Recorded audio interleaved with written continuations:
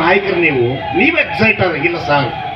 ನೀವೇ ನಮಗೆ ದೇವರು, ನಮಗೆ ಮಾದರಿ, ನಮಗೆ ಮರುಜನ್ಮ ಕೊಟ್ಟಿದ್ದಾರೆ. ಅವರ ಹೊಟ್ಟೆಲ್ಲಿ ಹಾಕೊಂಡಿದ್ದಾರೆ ನಮ್ಮನ್ನ.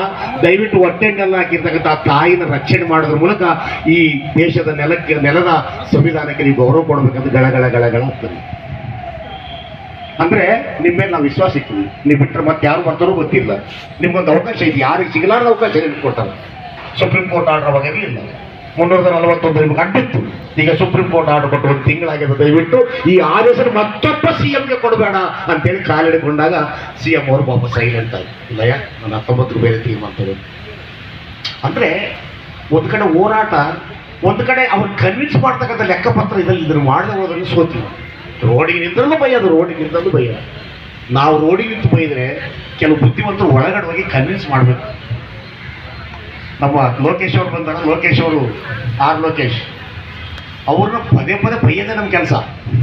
ಅಮ್ಮಣ್ಣ ನೀವು ಹೇಳಿದಂಗೆ ಬಹುಸಂಖ್ಯಾತರಲ್ಲ, ನಿಮ್ಮ ಲಕ್ಷ 9 ಲಕ್ಷ ಐತೆ ಅಂದಾಗ ಎಷ್ಟು ಸುಳ್ಳು ಹೇಳ್ತಿದ್ದ. ಕೆಲವಾಗಿ 7 ಲಕ್ಷ ಐತೆ ನಿಮ್ಗೆ ಗೊತ್ತಾಗಿರ್ತ. ಅಮ್ಮಣ್ಣ ನೀವು ಇಲ್ಲಿ ಸೆನ್ಸಸ್ ಮಾಡಬೇಕು, ಲೆಕ್ಕಪತ್ರ ಆಗಬೇಕು. 24 ಲಕ್ಷದಲ್ಲಿ ನೀವು ಬರೀ 9 ಲಕ್ಷ ಪ್ರಶ್ನೆಗೆ ಉತ್ತರ ಸಿಕ್ಕದಂತ ಭಾವಿಸ್ತೀವಿ.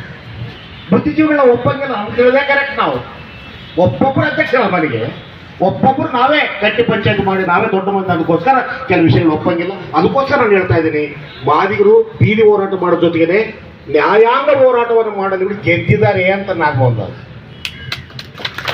ನ್ಯಾಯಾಂಗ ಹೋರಾಟದಲ್ಲಿ ಗೆದ್ದಿದ್ದೀರಿ, ಬೀದಿ ಹೋರಾಟದಲ್ಲಿ ಗೆದ್ದಿದ್ದೀರಿ, ನಮ್ಮ ಮನಸ್ಸನ್ನ ಗೆದ್ದಿದ್ದೀರಿ. BJPನ ಅದನ್ನು ದಾಟ್ಲಿಕ್ಕೆ ಸ್ವಲ್ಪ ಶಾಂತಿ ಸಹನೆಯಿಂದ ಸ್ವಲ್ಪ ಮುಂದುವರಿಯಪ್ಪ ಅಂತ ನಾಗಮೋಹನ್ ದಾಸ್ ಅವ್ರು ಕೇಳಿದ್ರಿಂದ ನಾವು ಶಾಂತಿಯುತವಾಗಿ ಒಂದು ಕಡೆ ಕೂತೀವಿ. ಅಂದ್ರೆ ನಮ್ಮ ಸಿಟ್ಟನ್ನ ನಾವು ಕಟ್ಟಿ ಹಾಕೊಳ್ಬೇಕು. ನಮ್ಮ ಸಿಟ್ಟನ್ನ ನಾವು ನಿಗ್ರಹ ಮಾಡ್ಕೋಬೇಕು. 19 ನಂತರ ಆ ಸಿಟ್ಟನ್ನ ರಸ್ತೆಗಳಿಗೆ ತಿಳಿಸ್ಬೇಕು. ಅದಕ್ಕೋಸ್ಕರ ಯಾವ ಜಿಲ್ಲೆಗಳಲ್ಲಿ ಏನೇ ಮಾಡಿದ್ರು ನಾವು ಅದ್ರ ಬಗ್ಗೆ ತಲೆ ಕೆಡಿಸ್ಕೊಳ್ಳೋದು ಬೇಡ.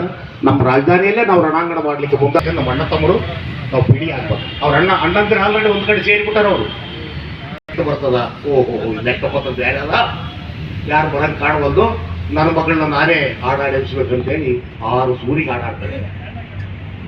ಮೈನರತೆ ಮೈನರತೆ ಏನೊಂದು ಮೈನರತೆ ಆನು ಬಾನುಂಡು ಮಯ್ಯಾನರತೆ.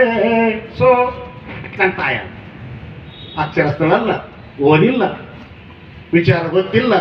ನೋಡಿದಾಗ ಹೆಂಗೈತೆ ಮೈನರತೆ ಆನುಂಡು ಏನುಂಡು ಮೈನರತೆ, ಆನು ಬಾನುಂಡು ಮೈನರತೆ.